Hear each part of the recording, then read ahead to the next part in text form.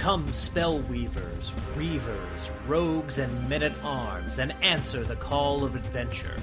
Pick up your sword, your axe, your spellbook, your bow, your rulebook, and your dice, and join the forces of good in their eternal fight against vile monsters, conspiring min-maxers, horny bards, and blood-soaked murder hobos.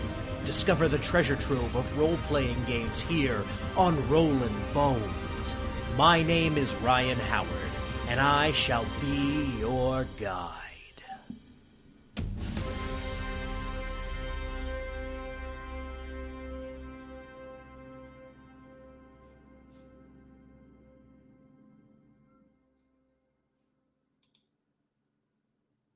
Good evening, Boneheads, and welcome back to Rollin' Bones with Ryan Howard, where we are making old school young again.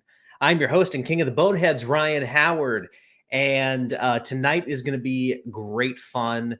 I am going to be joined by one of my compatriots from the Basic Experts Gilded server, a place that you guys should know and appreciate by now because it's awesome, one of the best places on the internet. Before we jump on here, I want to remind everyone to like, share, and subscribe if you want more people to know about this. And here at the bottom of the screen, you can see all of my various social media and places where you can find my content. We will be adding Rumble as soon as I have some solo videos to show everyone. And just to remind everyone, we will be launching a Teespring store here in the next couple weeks, maybe even as soon as next week. In fact, why don't we go ahead and say I will launch it next week, and there will be more details on Natural Ones next Monday, because I will be going on there as well with the Basic Expert and Victor Gorchev. I am really looking forward to that conversation because I love those guys to death. They are amazing. So without further ado, let's go ahead and bring on tonight's guest. He is the mind behind Terminal Goblin Games. He is my game master in a Savage Worlds campaign that me and Victor Gorchev are part of. He is the one and only John TGG. John, welcome to Rollin' Bones. Hey, I'm glad to be here, man. That's right. And tonight our topic is music and role-playing games and how they interact with each other, how they inspire each other. So I'm looking forward to that. But before we jump into that particular topic, let's begin at the beginning here. John, how did you get into role-playing games? Oh, man, I was like 12 or 13, way too young to be on forums. And yeah, I was on the Fable 2 forum and ended up getting into an MSN Messenger group with some of the regulars there. And they were like, "Oh, dude, have you ever played Dungeons and Dragons?" And I was like, "No, sounds pretty cool though. Let's do it." And we ended up playing 4th edition. And we ran like a month or two long campaign, and that was it. I was addicted from the first hit. Mm-hmm. Gotcha. Yeah, and you're, if I'm not mistaken, you're only like a little bit younger than I am, like less than a year, I think. So you got into gaming before I did. I never played 4th edition. Oh yeah, I am turning 27 next month, so yep, not too far behind. I've been 27 since December, so yeah, like less than 6 months. Yeah. So yeah, been a good little bit for someone my age. Absolutely. Now, those of us who dedicate a lot of time to gaming and making content related to gaming, we do so not for the money. There's not a lot of money to be made in this business, but mostly we do so out of love for the hobby. So, that love comes from fond RPG memories. And if you had to pick a fondest RPG memory, what would that be for you? Oh man, fondest, probably this campaign that I played in this Pathfinder campaign. Actually, we played for 3 years, and we had a sorcerer in the party, and also I think it was like a witch hunter or something like that. One of those like crazy classes that 3.5 loves to do. And his whole character was he hated magic. So the whole campaign was a back and forth between him and the sorcerer, just like fighting each other and stuff. Mm-hmm. we got implemented or we got arrested for the death of the mayor, which we did kill him, but we didn't tell them that. And we were all like, tied up in the dungeon and shit. And the witch hunter guy managed to get out of his shackles somehow. And the first thing he did was go over to the still shackled sorcerer and started like choking him until the guards came to stop him. And then we had to wait for something else to happen to get us out of there. So he was like, I almost had that son of a bitch. So that was pretty fun. Lots of inter party conflict in that campaign. Gotcha. It's either that or the book that caused the cleric to shift out of alignment with his god because it was a cursed book, and the player replied, "What did I just read? The God Delusion?"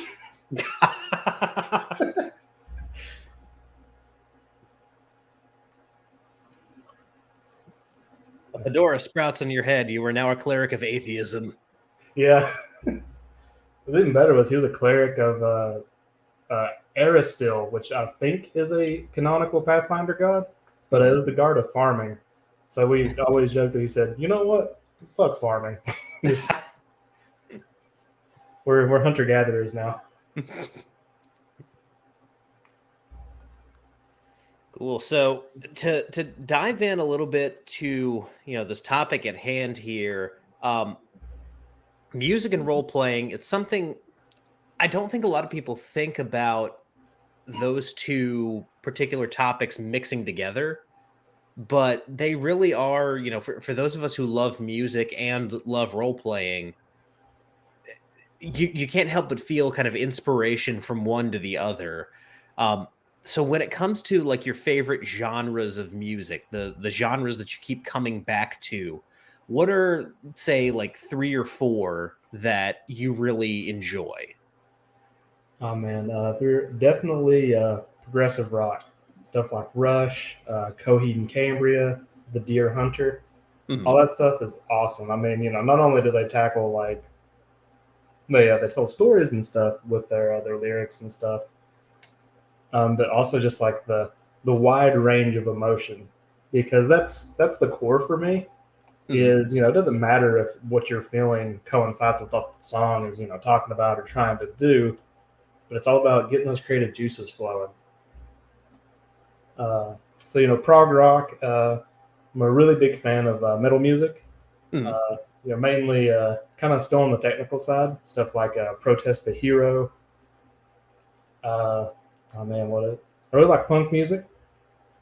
A lot of, especially the more like melodic stuff. So stuff like Rise Against. Uh, oh God, I just had it in my head and I totally blanked. So I'll move on. Whatever you call Sting and the Police, Mhm. love Sting. Like probably one of my top 5 musicians ever. It's awesome. It's that mix of like weird mix of like reggae and punk with the Police, and then like the orchestral stuff, Mhm. and him it kind of comes back to the story thing, coming from a point in time to where you'll have a bunch of different little stories on the albums. Like I didn't know the song "I Hung My Head" was by Sting originally. I thought that was a Johnny Cash song. Mhm. So prog metal, really big fan of pop music too. But, Gotcha. yeah, being catchy is huge for me. Mhm. Love to sing along, stuff like that. Uh, big big fan of Dua Lipa. She was in my top 5 Spotify this year. It's really out of nowhere. It was like Coheed and Cambria, Dua Lipa, Steely Dan, Deer Hunter, and Sting. Oh god. That's an odd mix. Yeah. Yeah. But no, for me, I mean, I'm right there with you as far as prog rock goes. I used to have an entire podcast that was dedicated to Rush called Digital Men, and I spent many, many years very deep in Rush's catalog. Only got to see him live once. I saw him on R40, and they were huge for me. Crafty and Chat here mentioning some bands that I like here, especially Dream Theater. That's another band that I spent a lot of time in their discography. Um, Oh man, Octavarium. mhm. God, so good. Scenes from a Memory, also. Man, that scene.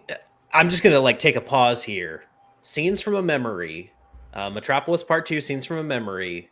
That album is one of the few experiences where I listened to the whole album front to back, and then just had to take like 15 minutes of quiet to completely like take everything in. Oh man, I love it when that happens. Hmm. That happened to me at the Between the Baird and Me, the Parallax albums. Hmm. Once I finished, I was like, What just happened? Hmm. What did they just do to me?" Yeah, like prog rock and really just like rock in general. I'm a really big fan of most subgenres of rock, um, especially like 70s and 80s stuff. I really like country music as well. I'm a big country music fan, uh, which I mean, people's mileage may vary with that. I make no apology for it. I really enjoy the storytelling aspect of country, the musicianship, the influences. It's part of my heritage. It's part of my culture. Um, I, I I live in Nashville. I like country music. It kind of comes with the territory, right? Yeah. When I was younger, I didn't have too high of an opinion of the guys who were out playing at the time, but definitely as I've gotten older, I definitely see more of the appeal Hmm. and really like it. Johnny Cash, all Oh yeah. time greatest musicians. They may not have had like an 8 octave range like Matt Bellamy from Muse or whatever, but damn, he hits it so well. Hmm. Uh, Absolutely. Alan Jackson, also fantastic. Hmm. And then I mean I like pop as well. The pop that I enjoy, I feel like comes more out of the 80s. I think that's kind of the period of pop that I really like, specifically like, big 80s hits. I like Whitney Houston. I like Michael Jackson from his peak period. I like a lot of that stuff. Anything that has kind of that grandiose sound of the 80s, I think is really, really cool. Especially, I really like both Phil Collins and Peter Gabriel to bring things a little bit back into the prog sphere.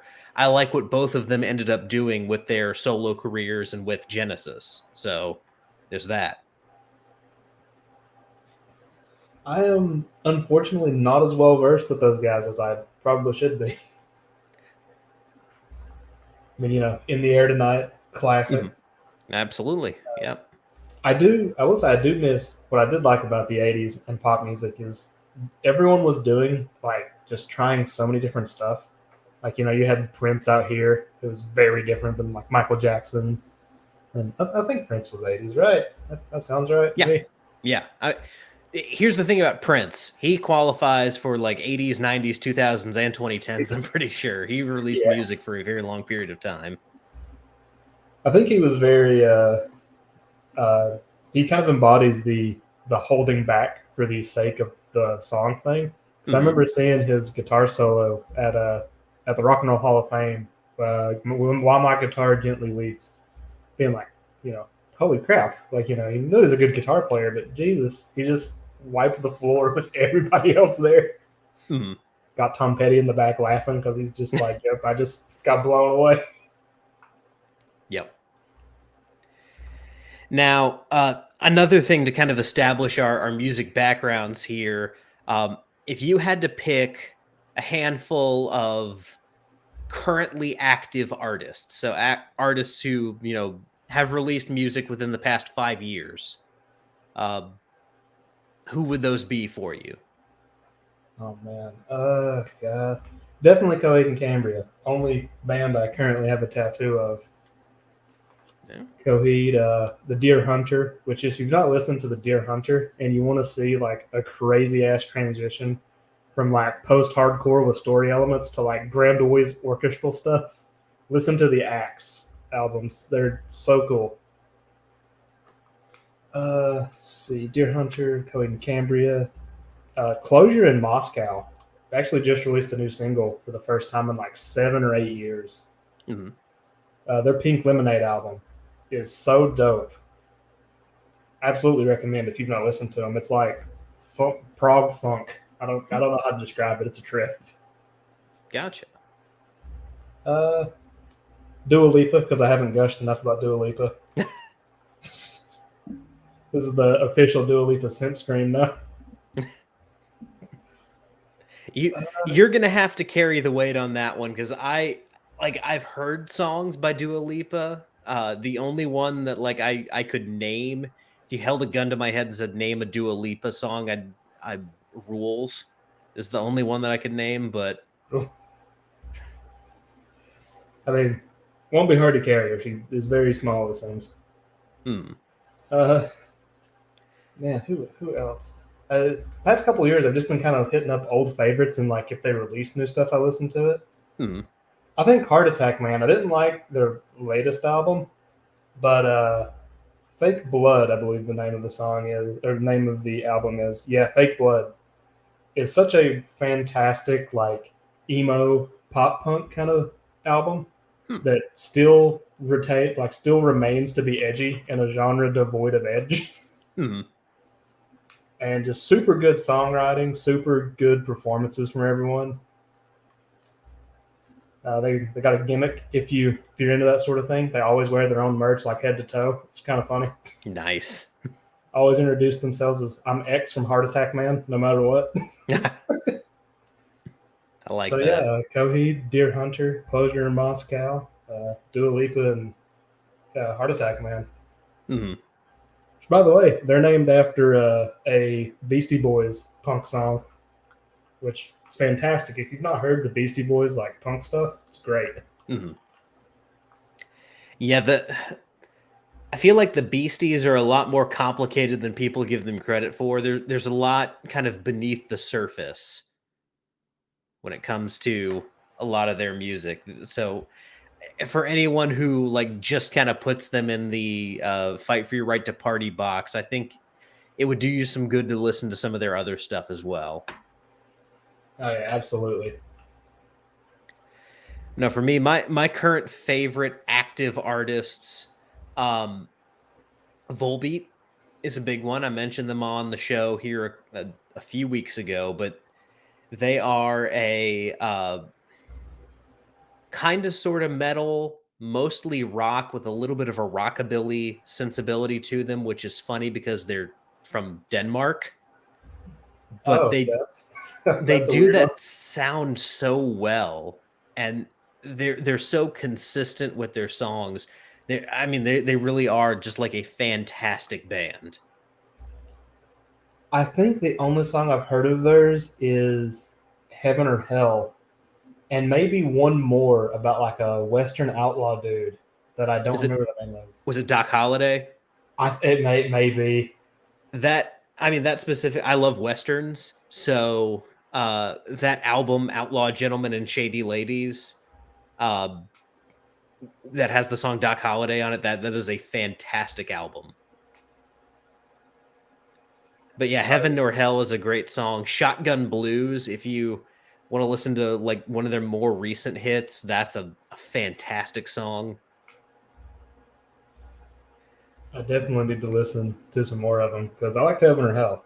Mhm.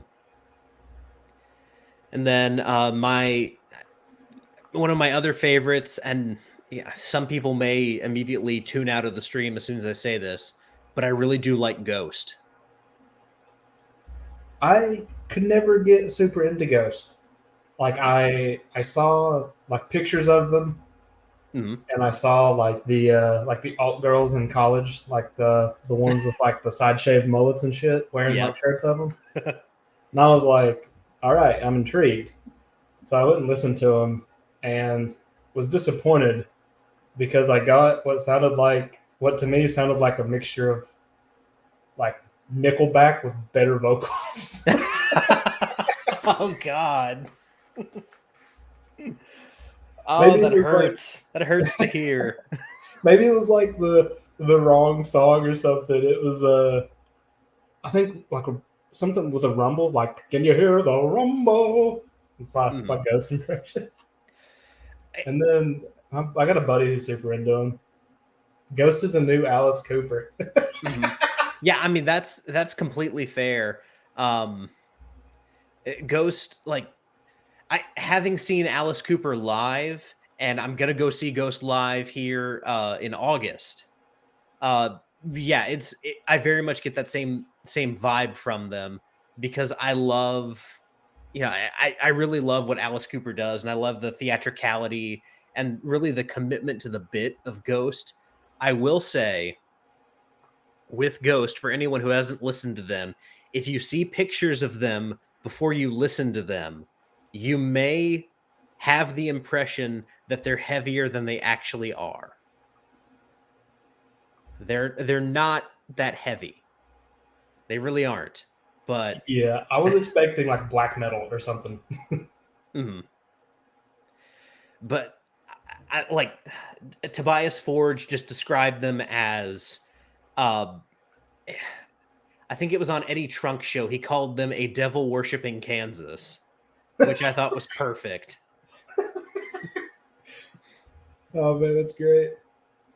Crafty again points out a good point here. It really is. It's like it's 70s shock rock, but with kind of a modern sensibility to it. It honestly, like as far as theatrical music goes, they're the only people doing it that it's not making me scratch my head. Like I'm willing to buy into the bit with them.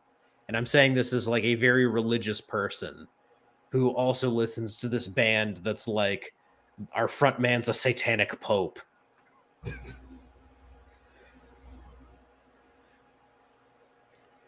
it oh man, what was it's like the God, that made me think of this Christian black metal band, which is actually pretty good. God, the song is called "Murder." Impending Doom. That's the band. Gotcha. I have not heard of them. I've heard of other like Christian hardcore and Christian black metal bands, but I've not heard of that specific band. The song "Murder" by Impending Doom. It's pretty good if you're into black metal. It's got the blast beats and it's got the scratchy like vocals and all that. Gotcha. Not a genre I'm super well versed in, except for the absolute banana story of Mayhem, Varg and all that, which is kind of relevant to the stream. Victor Gorchev, stop young-splaining music. I will young-splain music all I want, Victor. And then Crafty with the timely reference, Christian Mudcore. Yeah, you. I mean, Crafty, you've heard how religious all of the like mudcore people are, for the most part. So, I mean, does that really surprise you? Only true tradcasts can play mudcore. Absolutely, yes, yes. Tradcats and Orthodox. And then I guess to kind of round out my favorite active bands and artists right now, Hailstorm is up there for me as well. I'm a big fan of Hailstorm. I've actually not listened to very much Hellstorm. I know of them. Mm-hmm. I saw them live opening for Alice Cooper 3 years ago, and I also on the same show saw Motionless in White for the first time, and I was not expecting to like Motionless in White, but I really did. And then I really enjoyed Hailstorm as well. If you're gonna listen to like one song to get you hooked, I would say Black Vultures from not the most recent album, but one album ago. I think the album is called Vicious. Song Black Vultures is really, really good. All right, I got that in my notes here to give it a listen tomorrow. The Hellstorm was always, and this is going to be a really strange connection, but it's just one that I've made. They're always kind of like Opeth for me. Toward like Yep. they were always around, and I was always like, okay, that's a pretty big band. And then I just never got around to actually sitting down and listening. Mm-hmm. I look, I'm the same way with Opeth. I've got tons of friends who are huge Opeth fans. I've never listened to any Opeth, so we're right there. I've always heard snippets, and my biggest metalhead friend, who's sort of into prog but sort of not, he described them as their songs go between absolute bangers and TV static. That same friend has a really fun story about Coheed and Cambria. He had never listened to them, and his friend was like, "Hey, come to this concert with me." And he took him to one of the first Neverender tours, to where they played an entire album front to back. He was like, they played for like 9 hours straight, man. I was like, when do I get to go home?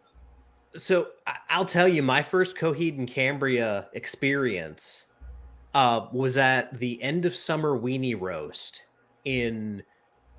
This would have been 2011, maybe 2012. And I was there to see Flogging Molly specifically. Oh, dude. But I got there early, and we caught Switchfoot because it was me and another friend. We went to Christian school, so yeah, we're gonna listen to Switchfoot set. But between Switchfoot and Flogging Molly, Coheed and Cambria played. What a weird concert this sounded like. Yeah, I mean, it was put on by is it 106.5 The End in Charlotte, North Carolina, which is like the active rock station. There were all kinds of just like weird bands there. I don't remember who all was there, but Coheed and Cambria played right between Switchfoot and Flogging Molly. I'd never heard them before. I was like 16, I think. And it was an experience because I just see these two dudes with crazy hair get on stage. I'm just like, I've never heard of this band. Let's listen to this. And I was just like, oh, this is awesome. Right? So I remember, because like one of the first songs I heard was Welcome Home, because it was on like Rock Band and stuff, right? Mm-hmm. I remember looking up the music video, and like the top comment on YouTube at the time was like, how does this man look like Frankenstein but sound like Hannah Montana? I think that was 2011, 2012 was probably about when I got into them as well. Mm-hmm. Got real big into the Good Apollo album because, teenager, breaking up with the girlfriend, the big angsty album. It's awesome. Mm-hmm. So Victor Gorchev is a good example of his people. Oh, Arion, Matt, yes. Dude, Arion is absolutely insane. I have not listened to Arion, but it sounds like I should give them a listen. Dude, they have Matt talks about as many as 10 singers in one song. Mm-hmm. So he like composes all the music. I don't know if he plays all of it, but he definitely composes it. And he has different vocalists do different characters.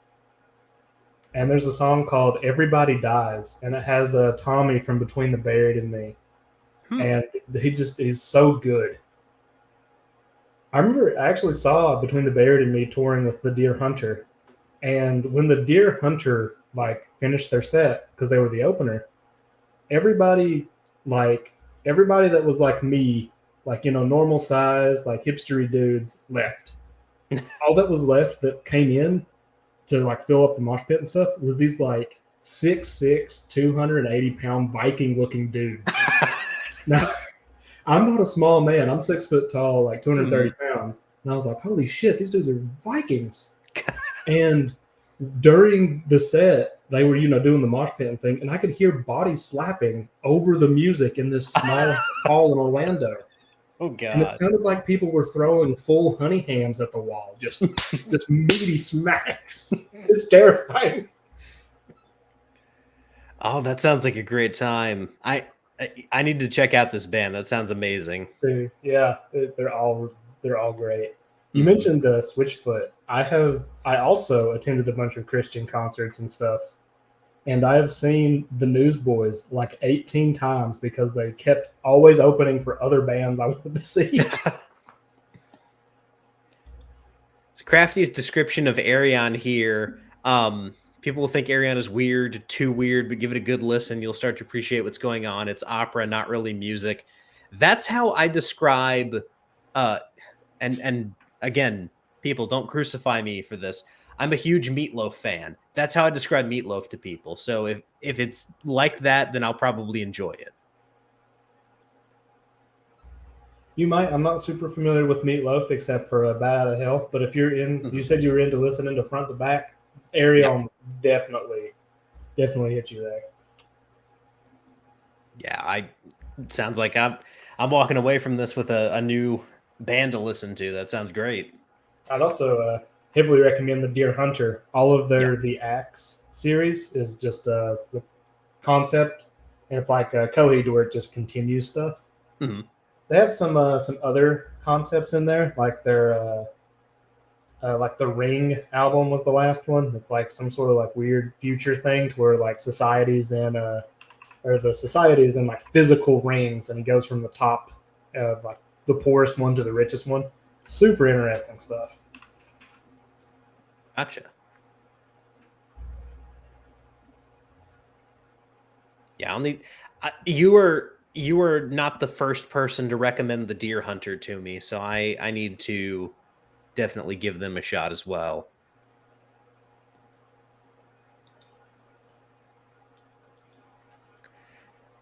But no, as far as like where music and RPGs meet, um just to kind of begin that side of the conversation here, when you are setting out to GM a game or even play in a game, do you include like listening to music as part of your preparation?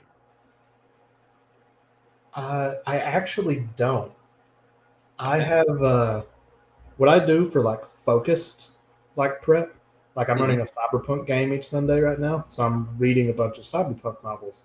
Music is more random with me. Like sometimes I will listen to a song just randomly, and just kind of something will like pop into my head. And it could be a song I've listened to like 1,000 times, but just the combination of mood and just being into it that particular day just has things just fire off neurons, I guess. Mhm. Or if I'm like thinking of like thinking about songs for some reason, like I don't even have to be listening to it. Like a lyric could just pop in my head, and I'd be like, "Oh man, this is making me think of like X." The song has nothing to do with X. The song's about a dude breaking up with his girlfriend, but man, this would make a cool, cool song, or a cool adventure. Mhm. Yeah, absolutely.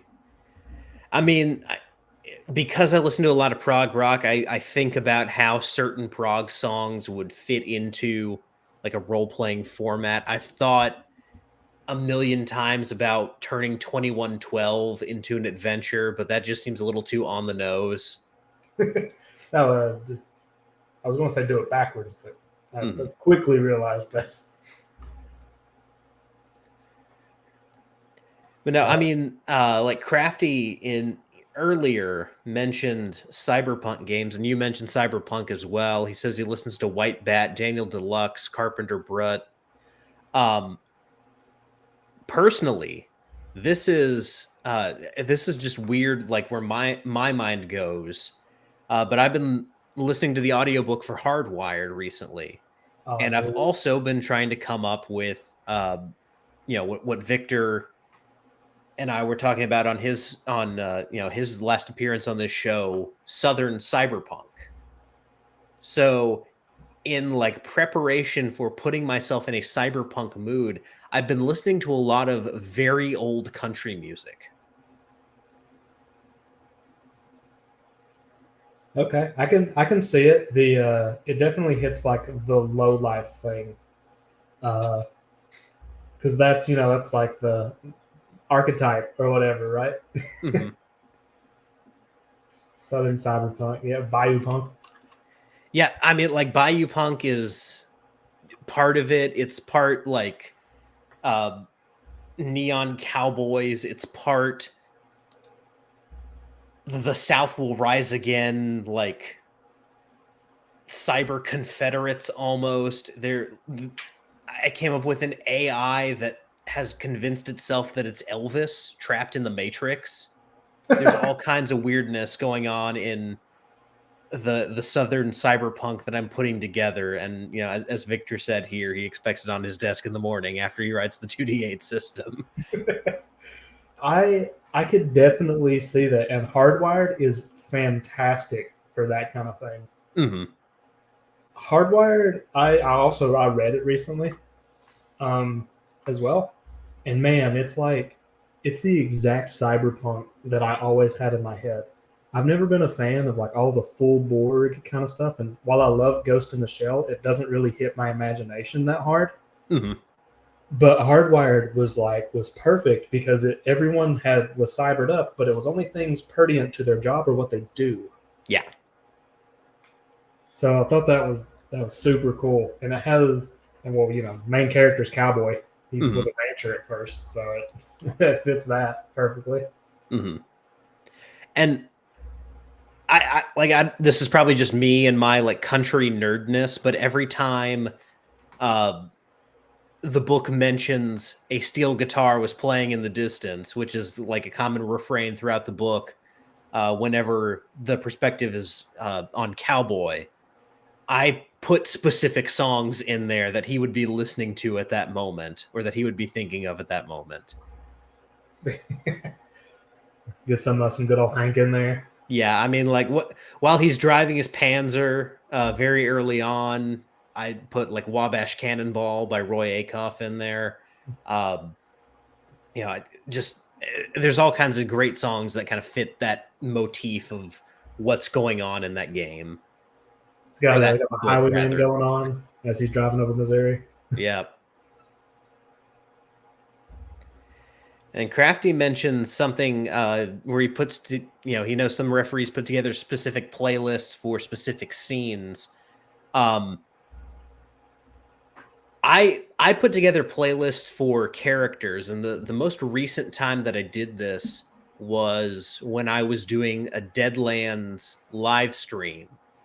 I put together a playlist for kind of the world of Deadlands in general. So it was like a weird mix of alt country and prog metal and stuff like that.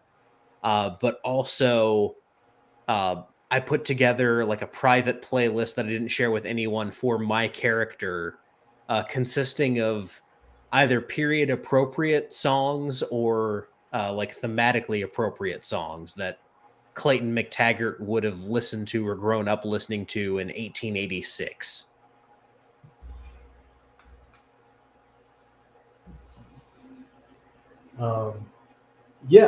I've definitely heard of other people doing that for sure.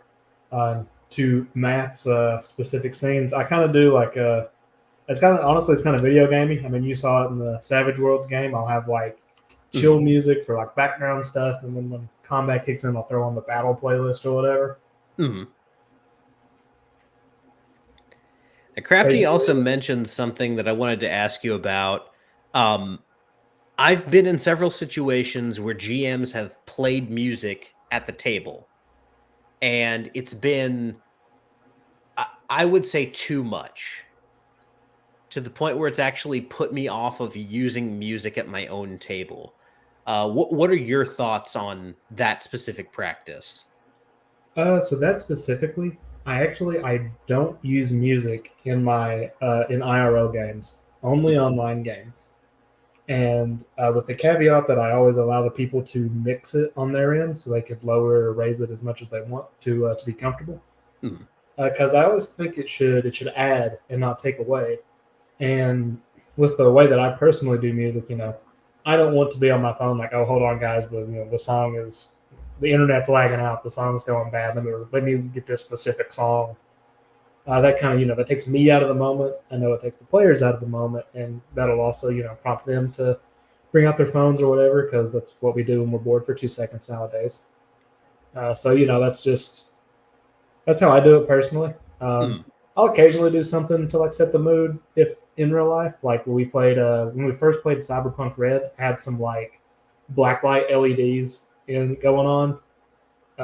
We did that for like 10 minutes, and then I realized I couldn't read the dice, so that didn't last too long. Mm-hmm. Yeah, Crafty, for anyone who is looking to play music at their table, Crafty has a good tip here. Basically, build a playlist or use an album. Don't mess around with it. Put speaker behind you.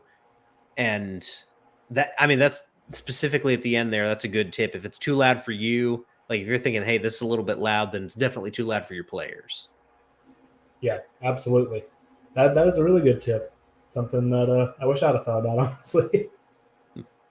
And also with real life, at least for me specifically, it doesn't really come through in the mic, I don't think. But I talk pretty low volume, so like by the time I adjust the music to be at a level to where they could hear me clearly, it'd be like, why are we playing it? Mm-hmm. Well, my whole thing, like I'm one of those GMs who likes to do voices for characters. So if I have committed to a voice that's hard for me to project with, if there's some other noise competing with my voice that I've assigned a character, that's going to be a problem. Yeah, I definitely could see that. I'm very bad with accents. My fiance makes fun of me all the time. I was doing like an impression of my dad the other day, and she was like, "Why do you sound like Dracula?"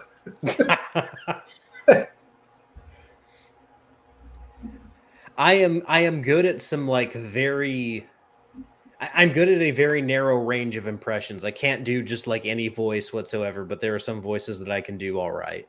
So there's a lot of British, Irish, and Scottish people in my games.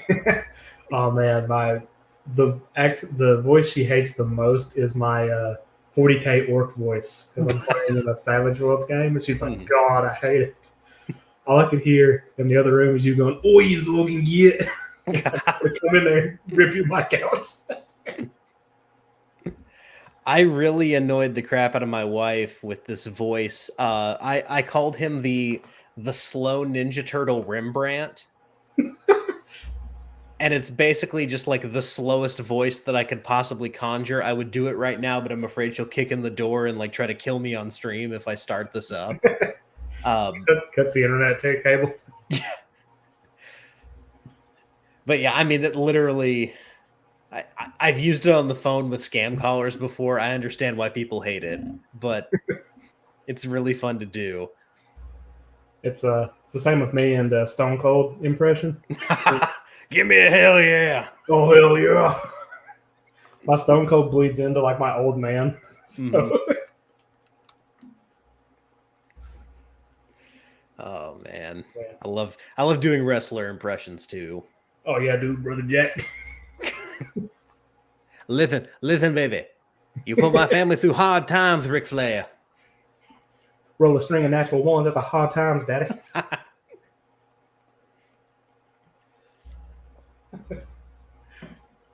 that could be a show on its own, wrestling and RPG. Absolutely. That definitely could be a show on its own.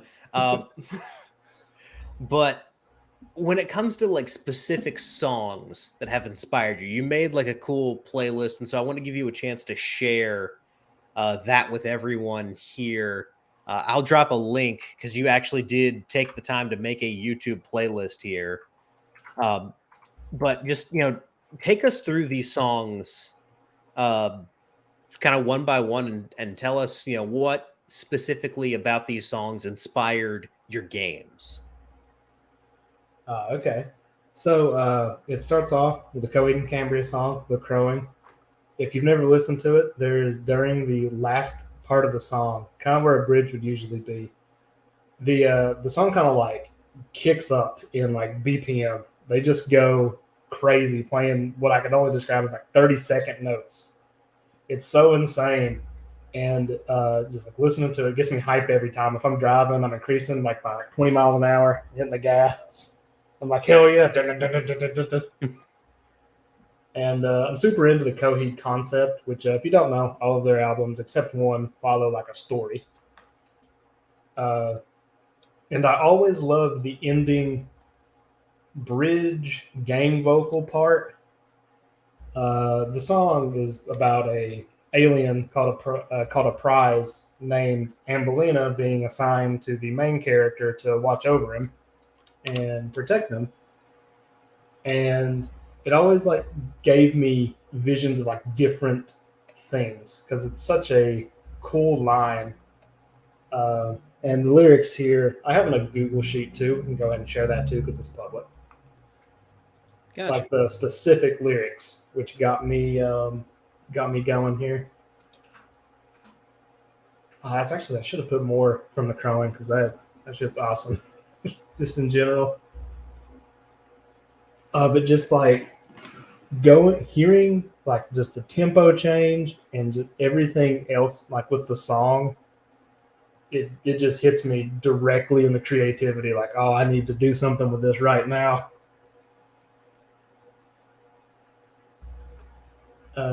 In that Google Doc as well, for those watching, after the lyrics, I have what I came up with. And some of these I've used in games, some I haven't yet. Just to, like, for everyone's edification, I'm going to go ahead and share the specific Google Doc just so we can all see it. So let me go ahead and get this set up here. There we go. Oh, yes. Okay, that probably been way better.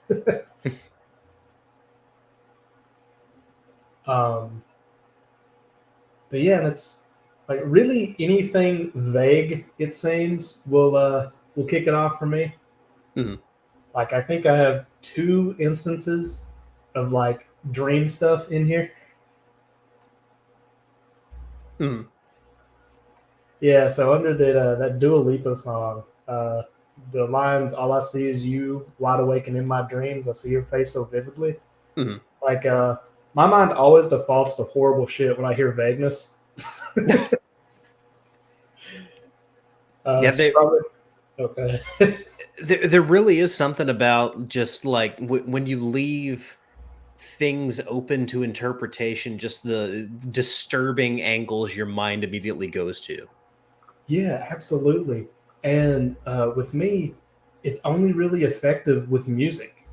Like, I'm also a big horror movie fan.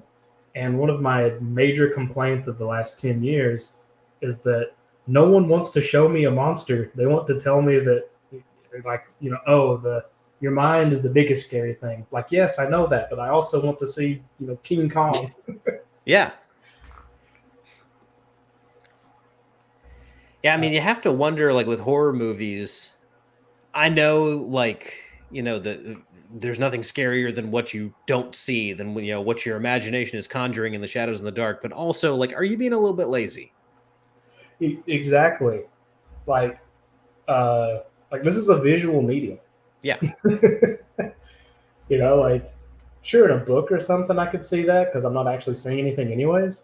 Mm-hmm. But like, movies are a visual medium. Show me. Yeah. Absolutely. So to do a leap one, the Steely Dan one. I love. If you've not listened to "Dirty Work" by Steely Dan, go listen to it. It's such a great song. Mm-hmm. And I always loved this particular line in the second verse. Yeah, right before the chorus.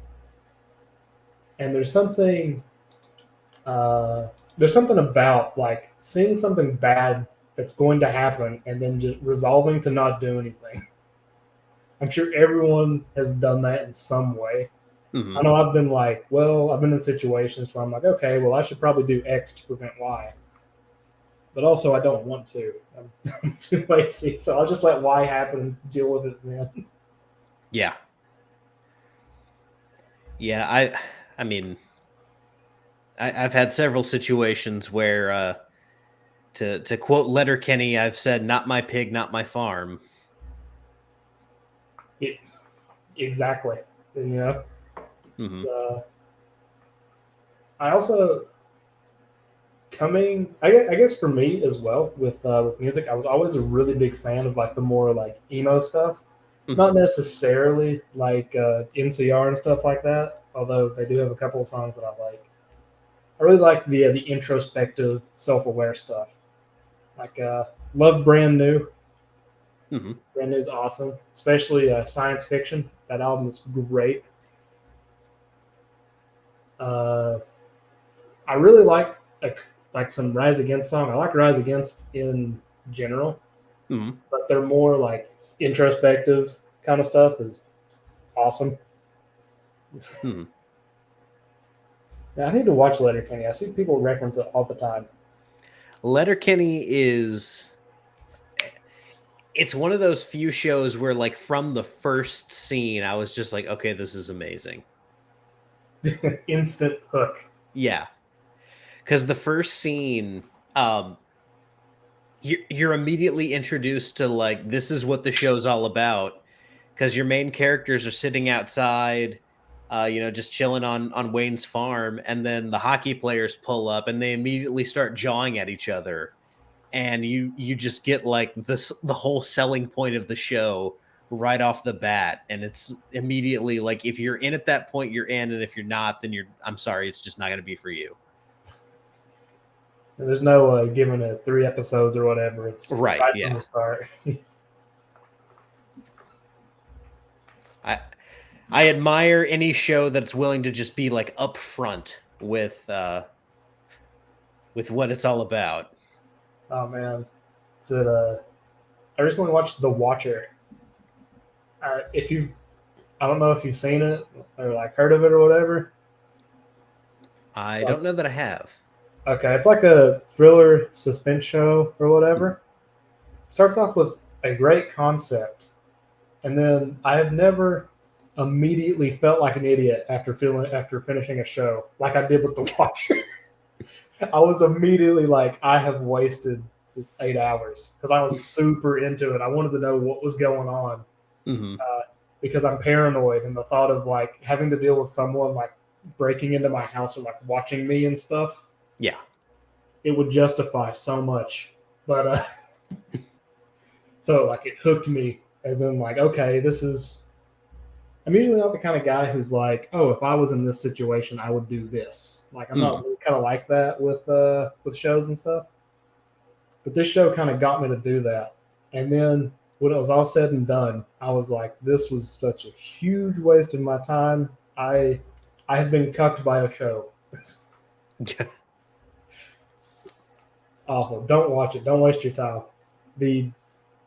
The actual true crime case it was very, very loosely based on was way more interesting. Gotcha. But then, anyways, back to the doc here. Yeah, Steely Dan, definitely good. I heard someone once describe Steely Dan as like a mood or an aesthetic. Yeah. I would completely agree. Like if you can get into like the kind of groovy, kind of like seediness, then Steely Dan will hit you hard. Here's my thing with Steely Dan. I like a lot of their songs. I really don't like the song Hey 19. And I hear that's like the song that every classic rock radio station plays, with the exception of like Reelin' in the Years, which I do like Reelin' in the Years, but I hate Hey 19. I can't even think of what that one sounds like off the top of my head. I really like Reelin' in the Years. Do It Again is a good one. Yep. God, what's the Bad Sneakers? Fantastic. FM's great. Yep. Pretzel Logic, super good. Is Pretzel Logic the one that has like 19 chord changes in a verse? It's like I remember hearing it and I was like, what in the world is going on here? Why do I like it?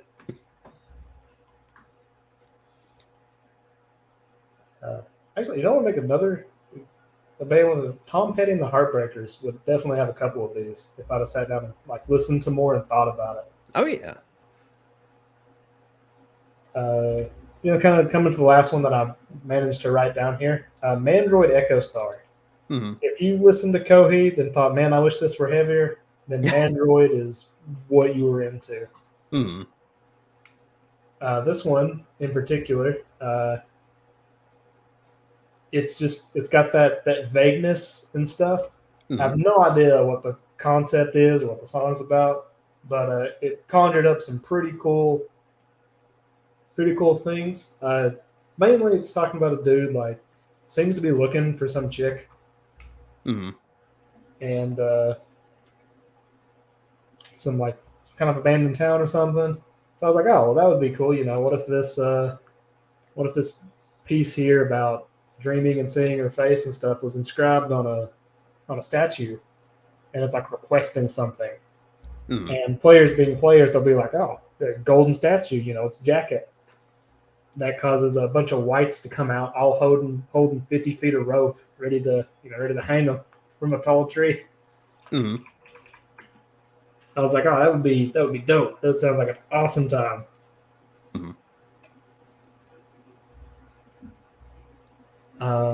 It's really kind of difficult to put to words, like the actual creative process, I guess. At least for me, I know, but I put stuff out intermittently. I don't do it for a living, so maybe there is some sort of process to help people do it consistently. But I know for me, I'll have periods of not doing very much creatively, and then I'll bust out a lot in like a week. Yeah, I mean, I feel like that's kind of where I am right now. I'm trying to get to where I'm more consistent. I'm pushing myself to be more consistent, but yeah, I feel like I'm right there with you. It's super hard. Like I've even fell out of my own schedule. I was like, okay, I'll release a video a month and a couple blog posts each month, and missed February entirely. It's hard, man. Especially hard for people who have like kids and shit. Like I just got a job and a fiance. Yeah, and I would be lying if I said my newborn didn't have any kind of effect on that. But no, I mean, for me, one of the artists that I consistently go back to, and this is going to be very on the nose, but I'm going to talk about this for a little while here. The artist that consistently inspires my gaming, I would say, is Ronnie James Dio. Oh yeah, okay. And I know like that's a super obvious pull. He sings a lot about magic and wizards and fantasy stuff, but it's not just the subject matter of the lyrics. It's the manner in which Ronnie James Dio sings about that stuff. Yes, absolutely agreed. It's about how it makes you feel and how you think you can transfer that. Because at the end of the day, the things you relate the most to are things that resonate with you at some level emotionally, even if it's just, oh, I think this is super cool. And you want to try to transfer that to your players when you're playing. So when your players come across these things that you have put together, there's nothing better as a DM than, in my opinion, than hearing, oh, we had a lot of fun. Actually, the only thing better than hearing we had a lot of fun is hearing your players talk about the session without you, like opening up the group chat or whatever, or just like hanging out with them and they bring something up. Like that is what a GM should strive for. Like, oh man, you remember that time that we did this, or oh, when that happened. Especially when you're not like, what? How would I put this? I think that's a great thing and what you should strive for. If it's not the only thing you're aiming for, I guess it's like right.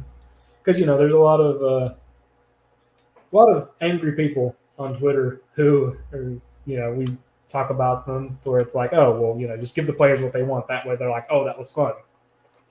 It's I kind of want something deeper than that, like deeper than just the, oh yeah, my character did ridiculous thing,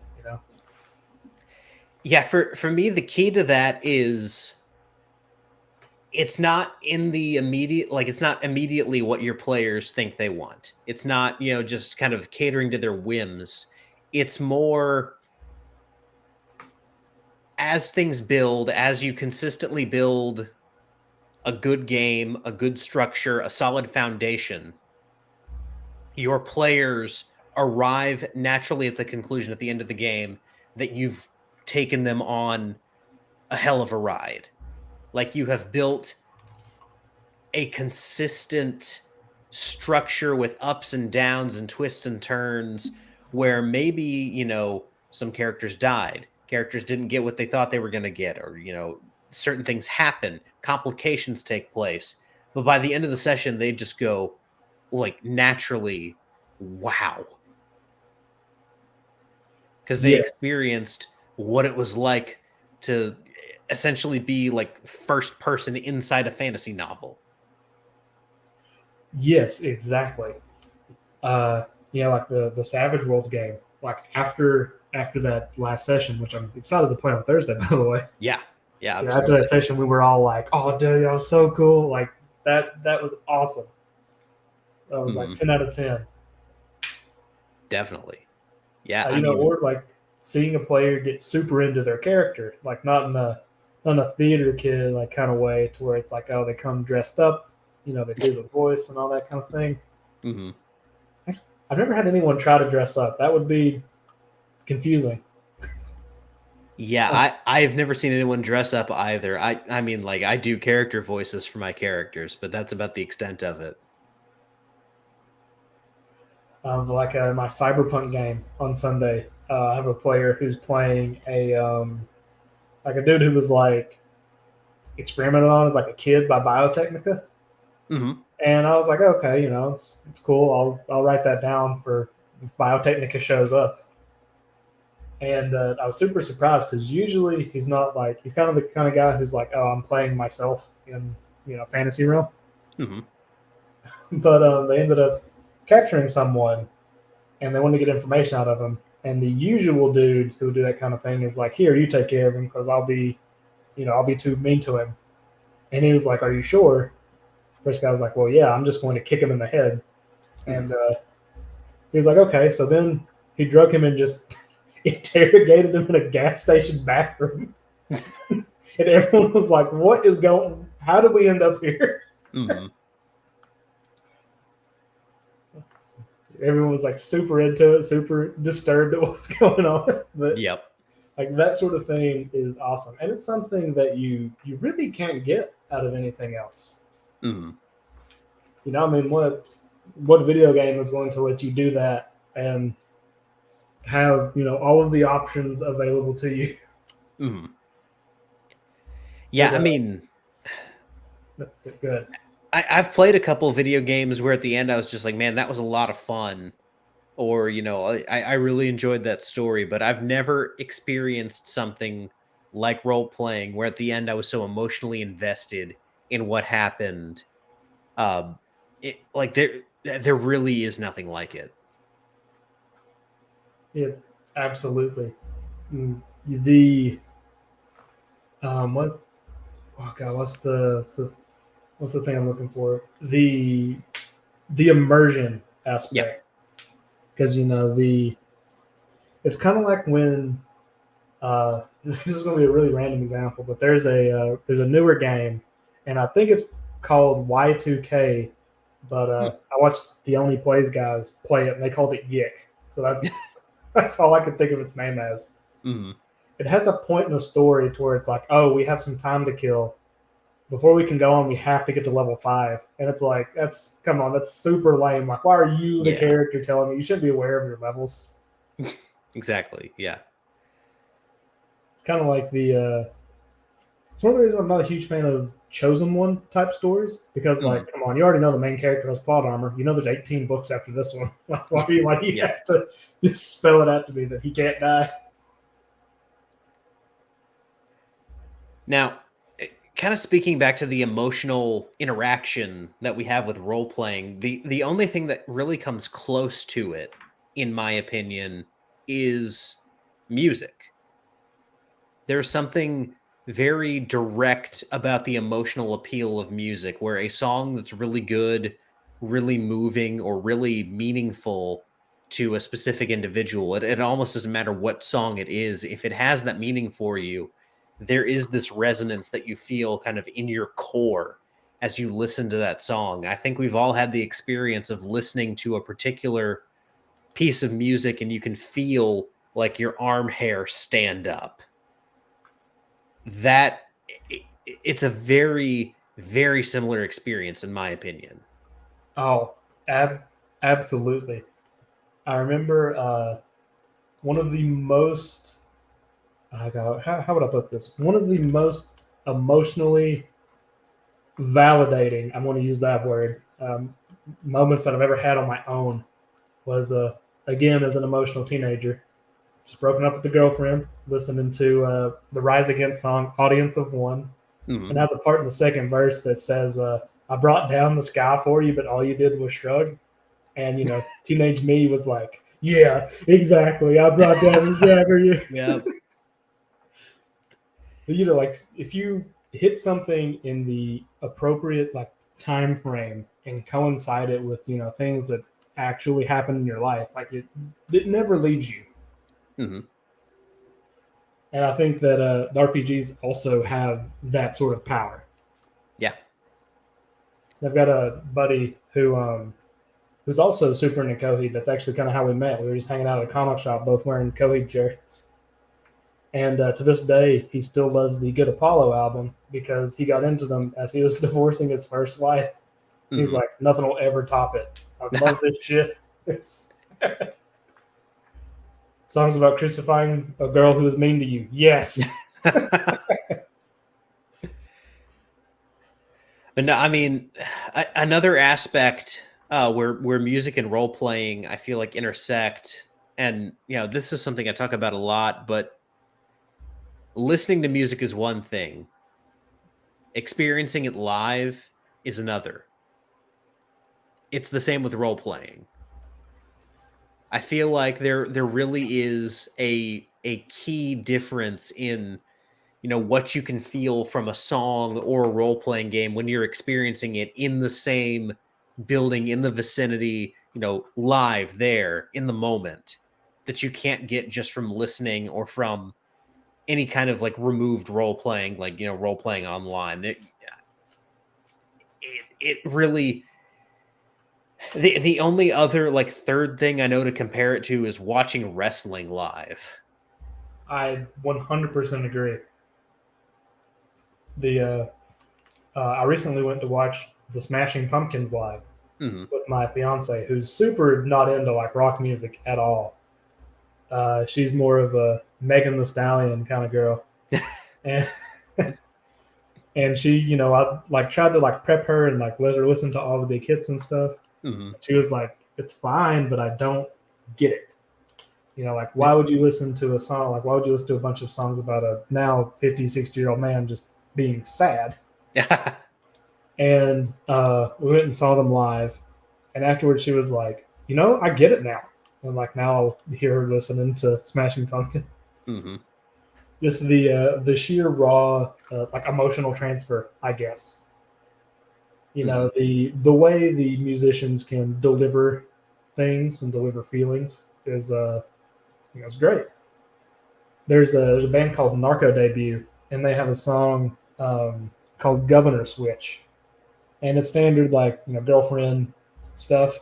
Mm-hmm. And the second verse is the line that's like, "Let's you've telling me how God changed you. Well, yeah, I guess shame on me." And he says it so like dejectedly and like so like annoyed Mm-hmm. that it's just like, oh, okay, so that's what this guy's. He's just being annoyed. He's annoyed and he's tired. Mm-hmm. No, I mean, like one live experience that I had that kind of ties back into songs that have inspired our role playing.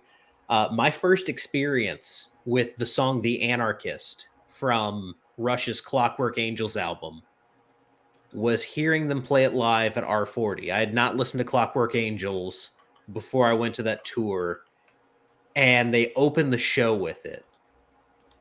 And so it's the song I'm completely unfamiliar with, but just it hits. That song hits so hard. It has like this great building intro. The drums are super loud on the opening.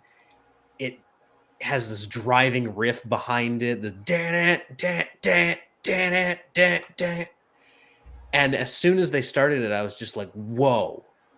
I mean, like the curtain dropped, and they're the guys standing there in front of me. It was the first time I'd ever seen them in person, and it was the first time I heard the song, and it just like every time I hear that song, I'm right back there in Greensboro, North Carolina, at the Greensboro Coliseum, seeing Rush for the first time. When that curtain drops and they're standing there in front of me, I almost can't believe like they're actual people there in front of me. But then that song, it's again like a perfect encapsulation of adolescent anger. It's one of those songs, Oh yeah. and just I feel it all throughout like my Night Haven setting that I'm running. I just hear that song playing in the background of so many scenes that I'm setting up for players, so many like scenarios that I write for the adventures I'm working on right now. I just that's kind of like the heartbeat of that setting for me right now is that song, The Anarchist. Yeah, I mean, I feel what you mean by the like, oh, these are people here. Like, Yeah. remember the first time seeing Cody and Cambria live. It was at a smaller place, Mercury Ballroom in Louisville, Kentucky. Only thing worth going to in Louisville, by the way. Don't go there. It sucks. Just being amongst a mass of people, and I've always had really good experience with Cody and Cambria concerts. Like, I go by myself, and just everyone's super cool.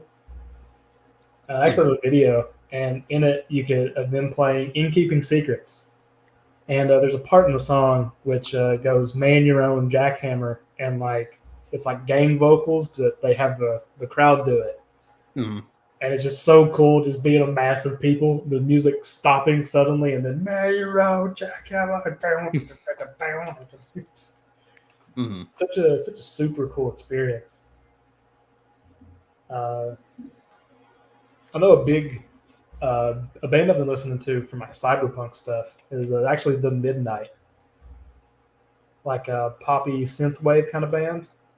And I like that they have like guitar solos and stuff because I'm a really big fan of the rock song structure. Mm-hmm. And a lot of synthwave, for me, kind of falls a little flat because it will just go into like synth oscillations. Mm-hmm. Because it's like 3 or 4 minutes of hearing wump, wump, wump, wump, wump, wump, wump. I'm like, yeah, come on. Let's get on with it.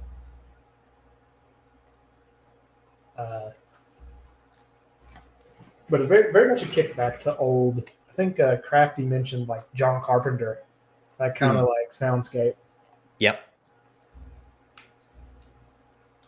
But yeah, for the most part, I am kind of like you. I kind of stick to like the rock stuff. Mm-hmm. I have to look at playlists to think of. I can think of so many like random bands. Mastodon, awesome band, great for RPG stuff.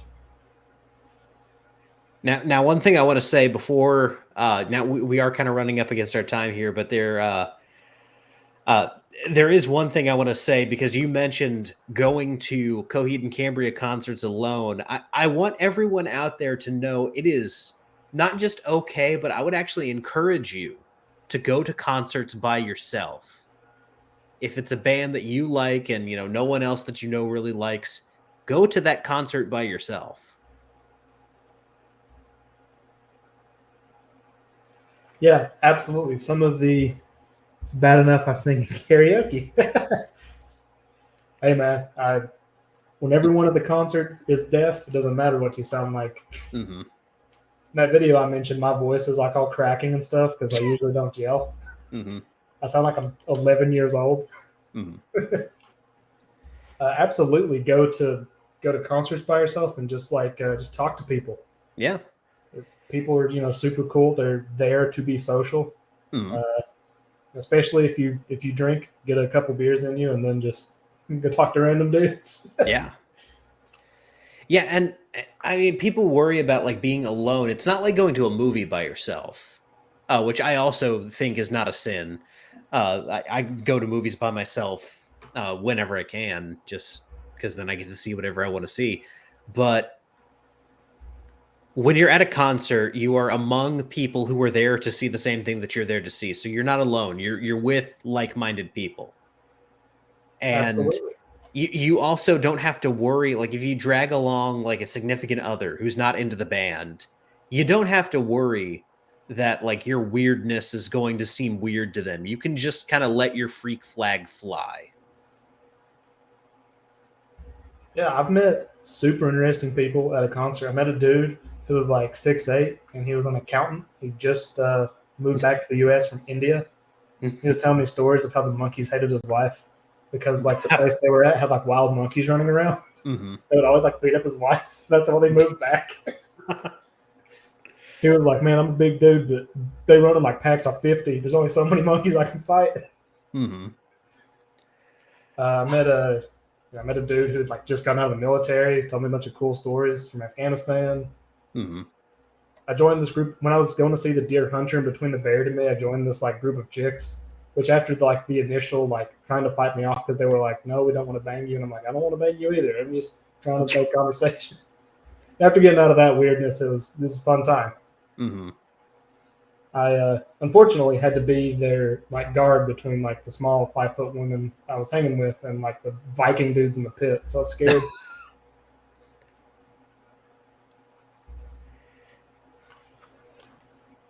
Yeah, Cal, I don't know what's going on there as far as the numbers go, but, it doesn't matter because 'cause we're talking about music and we're having a good time here. Yeah, yeah. Ryan is trying to keep me on topic. But no, like I've had several interesting experiences at concerts. I went to a Bare Naked Ladies concert by myself, and some woman who was probably a good 20 years older than me, I think was trying to hit on me. I don't know, but it was kind of weird, but also like kind of funny and fun at the same time. It was an interesting experience. I've been in a lot of, like, situations where at concerts where I'm just like, "I don't know that like, I don't know what's about to happen here. There's some weirdness going on." At that same Flogging Molly concert where I also saw Coheed and Cambria, um, I was 16 years old and, like, a bunch of drunk dudes were like, we're gonna, like, dance in a line together," and included me and my other teenage friend. I was just like, "Hey, we're not drunk, but all these guys are, so Come join our conga line. yeah, we're gonna have fun here." I I tend if I'm like interacting with like people older than me, I tend to get like adopted, especially at concerts. I think it's just because I look like I'm lost constantly. I was at Ichthus in Kentucky. If you don't know what Mhm, Ichthus is, for people in chat, it's a Christian Woodstock. I was like, 16, and I got separated from my group, and and it was like 110 degrees out, humid. It's awful, and we were trying to leave, and I got separated, and this family was like dressed to the nines, like nice button up, tucked in slacks, and this mhm. takes place in a field. So I'm like, this just seems ill advised. And they said, "Hey, buddy, are you lost?" And at this point, I was like, "Yeah." Like 16, turning 17. They're like, Mhm, "All right, buddy, let's go find your family." So like they just adopt me, and like they start looking. And it's like me, the husband, the wife, and they're like 4 children, mhm. looking super out of place. And they're like walking me across the parking lot, like pointing at random vans, like, "Is that yours?" We eventually, got back together with my group, but they were like, "Who are those guys?" And I'm like, "I have no idea." It sounds like you just got adopted by a horde of, wandering Mennonites. Yeah, I guess.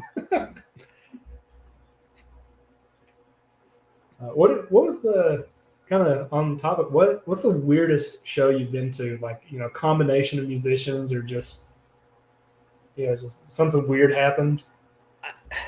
I think for me, the weirdest show I've ever been to, um, and these are all nobody bands. No one has ever heard of these bands. because one of them had like one of my coworkers in them. But I was at this show in a bar called the Cobra here in Nashville, and the Cobra is a fantastic bar. Anyone who's in town, you need to go there. It's like when you think of a bar from the movies, this is the bar that you think of. It's seedy as hell. You can This is smoke in there Roadhouse. still. It's great. But I was at this bar seeing a band that one of my coworkers was in called Waterfall Wash. And then there was this other band called the Founding Fathers. And their opener was a band called, I believe, Big Gorgeous. Already sounded wonderful. And Big Gorgeous was a duo. It was this giant, like 6'5" dude with long hair and a beard who was wearing basically a demon costume, and he played guitar and sang. And then his buddy had this like duster on the whole time, and one of those hats that Pharrell used to wear, like the Dudley Do-Right hat. Like the sun hat or whatever? Yeah. Oh, the art ho hat. Okay. Yeah. And like they just, all of their songs were so weird, and they were weird, and they had this girl who like came out in a dominatrix outfit for one of their songs. She wasn't a musician or anything. She was just like part of the show. And I had just started this job like 2 weeks before. I had just met this coworker one day before, and I'm standing in this bar in Nashville, which I've only lived in for like 3 months at this point. And I'm just like, I have no idea what's going on. I've had 3 drinks. I'm completely like out in space somewhere. I don't even know that these are other humans that I'm standing around watching this like garbage tier indie rock band that's doing all this weird stuff. You were like, did somebody spike my drink? What's going on? And my coworker was standing next to me, and he's just like, he kept looking at me like, I have no idea what's going on either. What a wonderful intro. Yeah. And like my coworker's band was fine. They were good. It's Nashville. You can't like get away with being a crappy musician here. Every local band is good to some degree, but this random band was just the most bizarre thing I've ever seen. And they unsolicitedly like handed me a copy of their CD, and I was just like, I'm never going to listen to this.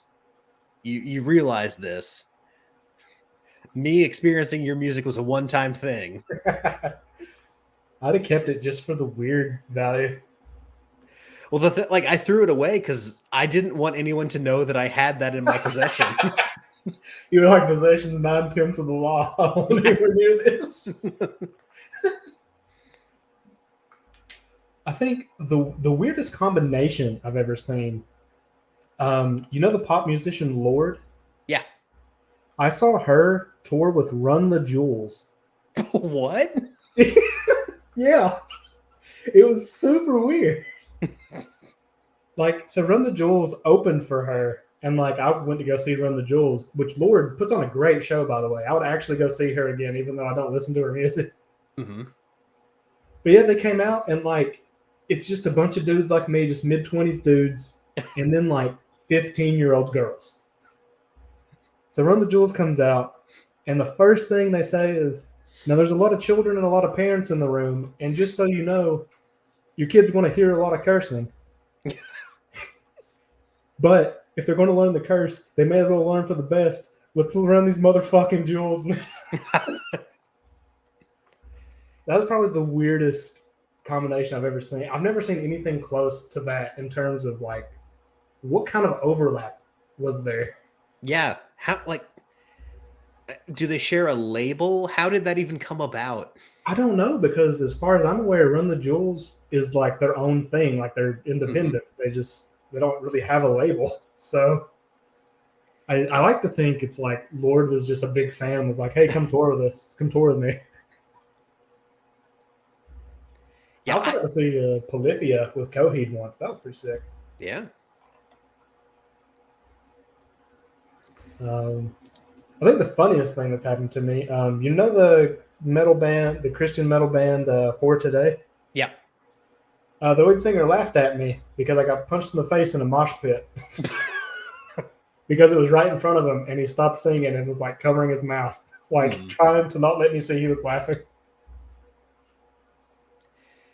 That was fun. Another kind of interesting thing that happened to me, this was right after Neil Peart died. There was a tribute show that happened in Nashville, and just a whole bunch of local artists got together. A couple people from some like Rush tribute bands that I am friends with were at the show. So I go there, and it's me and one of my gaming friends. And at the beginning of the show, people just like kind of they were into it, but not into it. And so there was this big space in front of the stage where no one wanted to stand. And so me and him just go stand there. And we just start like rocking out and having a great time. And people start filling in behind us. But we essentially started like the mildest pit ever at a Rush tribute show. And people kept calling me out because I was singing along with every single song because it's Rush, and Rush is my favorite band of all time. So Rush is awesome. Like we're gonna sing Limelight, we're gonna sing Marathon. Did they do Roll the Bone? Oh yeah, they did Roll the Bones. You know that's where my show's name came from, right? I was gonna make that joke. I didn't think it was actually like true. Yeah. That's why it's called Rolling Bones. Man, I remember when I first heard that song, like the rap part caught me so off guard. Mm-hmm. And the fact that he does it an octave lower than everything else. Yep. It's still a good song, though. I don't care what anyone says. Great. Yep. Yeah, last time I was in Nashville, I saw this band called the Whistles and the Bells. Mm-hmm. Absolutely fantastic. It's the lead singer is like one of the dudes from Cadillac Sky, which is like a bluegrass band, I believe. Mm-hmm. Super good show. I don't know if they still do tours or whatever because they haven't released music in a while. Mm-hmm. The last song they released was like a song about praying for Kanye because it was the first time he was going crazy a few years ago. Well, I guess not the first time, but one of the times. Mm-hmm. Now, I know you're a wrestling fan. How like deep into TNA Impact have you ever gotten? Oh man, so I watched it from as like a kid, from like maybe 2004 to like right before Hulk Hogan showed up. Mm-hmm. So I got to see a lot of the fun Russo stuff. They got him kicked off Spike, the reverse battle royale. Yep. I think one of the most horrifying things I saw was that women's ladder match. Yes, Victor, exactly. That's the whole joke of the name. It technically stands for Total Nonstop Action, but it's called that because of TNA. Yeah. Also, the first couple of shows, they had strippers and had them just go and quote unquote wrestle. Pretty much. Because Jeff Jarrett was like, "Yeah, this will draw dimes, baby." Do you remember from those early days of Impact? Do you remember Goldilocks? Oh man, the interviewer. No, not off the top of my head.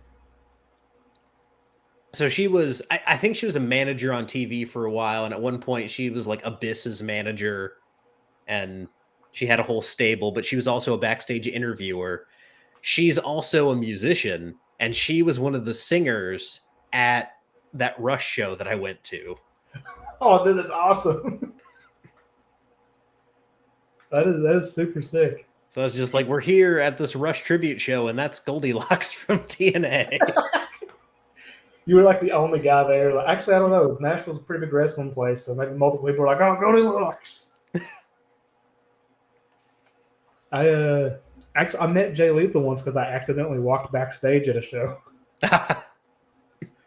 It was at his he's got a wrestling school here in Tampa, and I went to go watch a show. Great show. And I went through the wrong door because they were holding it at like a fairground. And I was like, there's a bunch of wrestlers back here. I think I'm at the wrong place. And as I'm turning to leave, Jay Lethal walks up and asks me where the water is because I guess he thought I worked there. And I was like, oh, I'm sorry, man. I just came to the wrong door. And he's like, oh, okay, no problem. But hey, if you're not busy afterwards, I can sign some stuff or whatever you want me to do. It's just I'm a little busy right now. Like, no, dude, totally get it. Have a good show. See you later. He's like, yeah, man, thanks for coming. Super nice dude. Oh, yeah. All right. Well, unfortunately, I feel like I could keep going now that we're talking about wrestling. Yeah. But we'll get on tangents. We are kind of up against our time, and there is one more question that I have to have you answer before we go here. The answer can be as philosophical or as sophomoric as you want it to be, but John, if you could put anything on a T-shirt, what would it be? Oh man, anything on a T-shirt. Well, the answer's got to be the Rolling Bones logo coming at you next week from Teespring.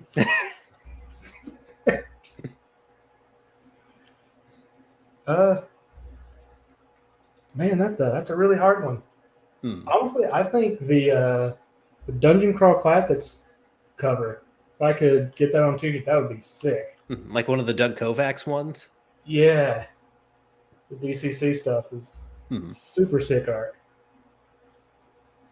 That or I want to get a Hyperborea shirt too. I've not played the game yet, but it's got such a sick art style. Yep. I think Jeff sells it. It's kind of like a black metalified version of the Hyperborea logo, but he does sell T-shirts. Yeah, he does. I see Daniel from Bandits Keep wearing a lot of like the comic book style ones. Looks sick. And good art and logo design will take you very far. Absolutely. That's why I'm not very far because I did all mine. All right. Well, unfortunately, that's going to be it for tonight. But thank you so much for coming on. This was a blast, and we'll have to do this again sometime. Absolutely. Thanks for having me, man. This is the first time I've done any of these kind of stream things, and it was a fun time. And if we ever have a actually, you know what? Let's go ahead and say at some point we'll do a wrestling episode. And I'll bring you on, and I think Hambone should probably come on as well because he and I have done a wrestling episode before. So definitely, we'll come back to talk about wrestling at some point. That will be sick. I will watch a bunch of old school wrestling in anticipation of that. All right, well, guys, that's going to be it for Rollin' Bones this week. Next week, not only will I be on Natural Ones with the Basic Expert and Victor Gorchev, but Legacy Game Mastering will be returning next week, and we are going to be talking about gatekeeping. The good, the bad, the ugly, all aspects of gatekeeping. We'll be discussing that next week here on Rollin' Bones with Legacy Game Mastering, but until then, whether you rolled a 1 or a 20, I am so glad that you rolled your bones with me, Ryan Howard, and I will see you guys next time.